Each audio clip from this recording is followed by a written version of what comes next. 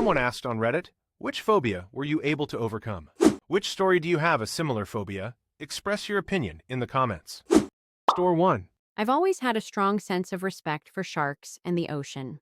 When I was a child, and in the early years of my teenage life, I was so apprehensive that I wouldn't swim in pools, and I didn't enjoy bathtubs at all. However, I decided to challenge myself and pursued my scuba diving license. One of my most memorable experiences was standing on the ocean floor, 130 feet down next to a sunken warship in Roatan, Honduras. It was truly an incredible experience. The beauty of all the plant and animal life around me was absolutely breathtaking.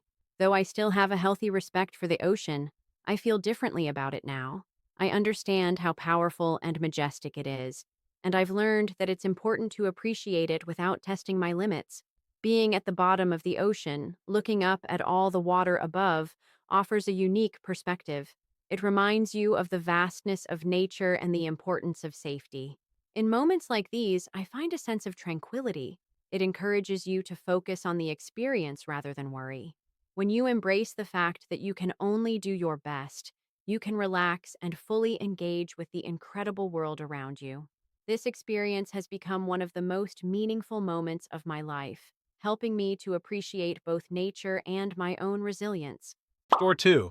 I am a musician, and I had a long-time fear of performing in public, solo. I teach and had no problem playing in front of my students or anyone else if they were hanging out in the area. It was just performing in front of people with all eyes on me that was the problem. That was one of the reasons I dropped my music major in college. So what I have been doing to correct that is to push myself to perform in front of others. Since I teach, my students give a recital every year. I started performing at the end of it. After doing that a number of times, things got easier. I also use deep breathing and positive self-talk to help me get through it. I rarely get nervous anymore, and when I do, it's much milder. The strange thing is, I was a church pianist for years, and that didn't bother me. It was just the formal setting of a recital, with everyone focusing on me, that did it. In the church, it was different. The music was easier, and often the congregation was singing along. Story 3. I used to be afraid of heights. My parents forced me to go on a really tall Ferris wheel. My mother describes it, and it sounds like a mild panic attack. Basically, I learned about construction and what materials were holding up whatever it is. You want me to go 60 foot up in a bucket truck and help run a chainsaw? Let's get a look at your machine. It has outriggers and a safety letdown if the power fails. Nice railings on the bucket. I do look down. I figure about how badly I'd be injured and the distance from the nearest medical facility that could treat such injuries. Also, I've learned how to shoulder roll if I need to. I can fall and not get hurt in most situations. I'd be ready to fall, and if I did fall from 16 feet or less, I have a good chance of being okay, as long as I have a plan. The ladder goes this way, and I'm going that way right there. I suppose if I live long enough to become unfit, I might be afraid of ladders again. Story 4. I used to be really afraid of dogs, no matter what their breed was or how big they were. It first came from an incident when I was maybe 4 or 5 years old. A girl in my neighborhood was mauled by a dog, and that memory stuck with me for years. Media reports of dog attacks and my friends sharing their own experiences with dog attacks only made it worse. That said, I've always liked dogs, but I couldn't stop thinking of getting mauled by them if I got too close. It was a total irrational fear. I tried for years to overcome it, but I only really got through it about a year ago. I started going on this nature trail regularly, and I encountered a lot of friendly, well-behaved dogs. At first, I would err to the other side of the path every time I saw a dog up ahead, and every time the dogs would just pass me by without barking, chasing, biting, or anything else threatening. The little bits of continuous exposure every day eventually helped me overcome my fear. Now, I'm completely fine being around dogs and even petting them. It's been great, and I'm so glad I can finally enjoy being around dogs. Story 5.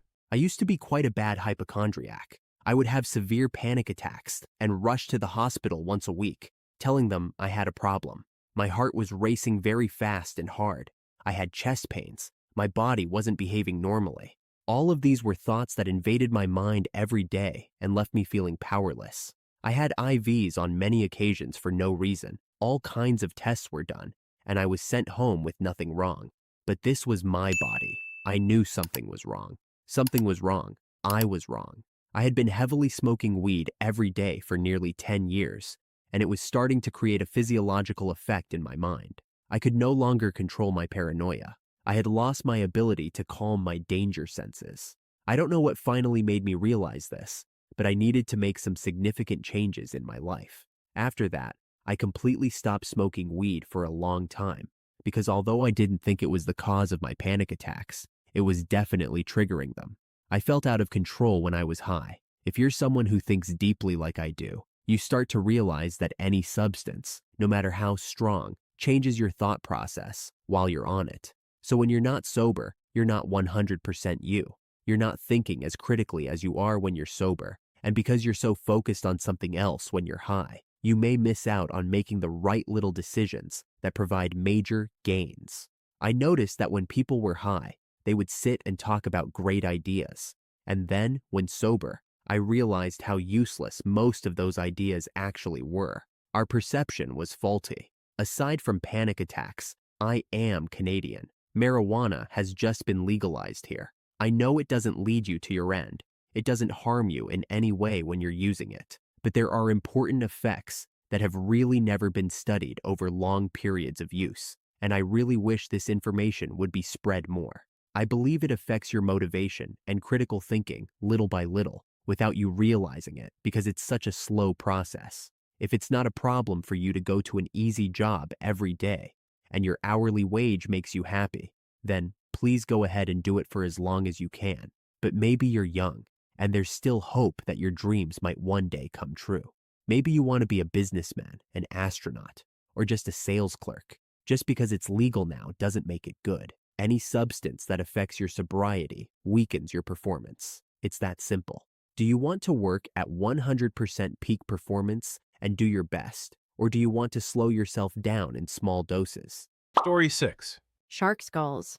I used to love science and human anatomy, and still do. But for some reason, skulls scared me. I wanted to look at them as just a part of the body and not see that creepy thing staring back at me. Skulls are one of the most striking and yet terrifying parts of the human body. Even though they protect the brain, which thinks, imagines, and experiences complex emotions, they often give off a cold and lifeless vibe. I remember how I would run away in fear whenever I saw a skull as a kid. This bone structure, existing within the human body yet holding such a different, complex, and deep meaning, always disturbed me. When I was around 11 or 12, my mom started watching this show called Bones. I didn't really like to join her while she was watching it in the evenings, especially when I was playing outside with my friends. I would pop in for just a second, see a skull on the screen, scream, and run away. Every time that cold skull appeared on the screen in that ordinary home setting, it filled me with fear. The skull was so prominent that it hit me right in the face, the scary side of being human that we all have. My mom talked a lot about the show and the subject, but I just couldn't get past my fear. It felt like my psychology was conflicting with that aspect of the human body. Skulls have so many meanings, even when you look at them with the naked eye. Just thinking about how the brain inside them harbors so many opposing emotions can be terrifying.